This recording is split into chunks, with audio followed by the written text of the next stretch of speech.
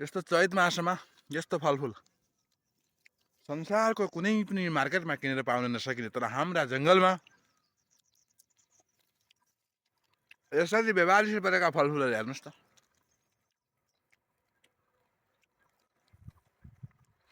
तपाईँहरूसित पैसा छ, दाम छ, तर सबै थोक छ, तर यी चिजहरू किनेर खान सक्नुहुन्न क्या। संसारको जुनसुकै क्षेत्र, सहर कुना काप्चा गल्ली, सातै द्वीप सातै समुद्र, जुनसुकै प्रान्त, जुनसुकै स्थान, जुनसुकै महल, लग्जरी बिल्डिङमा बसे पनि आफ्नो घर वरपर तलमाथि छरछिमेकमा प्रकृतिले प्राकृतिक आहारको निम्ति उत्पादन गरिदिएका यस्ता अर्ग्यानिक फलफुलहरू, डलर पे गरेर पनि खान नपाइने फलफुलहरू हामी यहाँ सित्तैमा खाइरहेका हुन्छौँ क्या। वास्तवमा गाउँको विशेषता भनेको यही हो।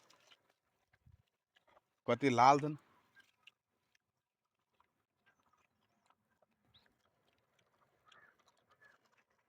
कोही छैन यो खान जान्छ।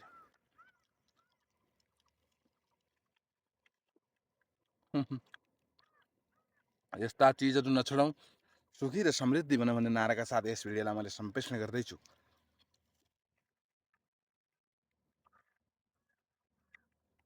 तपाईँले जहाँबाट हेर्दै हुनुहुन्छ, तपाईँले आफ्नो घर वरपर तलमाथि छरछिमेकमा बचपनमा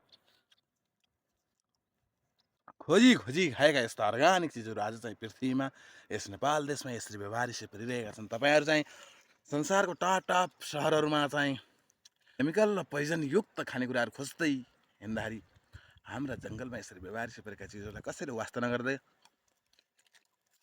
मजासँग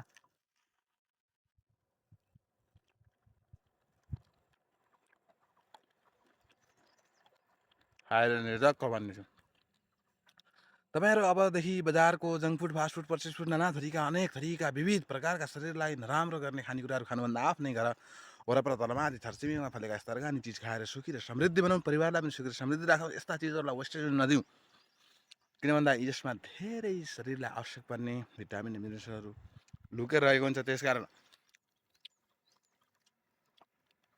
यस्ता पयाला चिजहरू मजासँग खाउने धक्क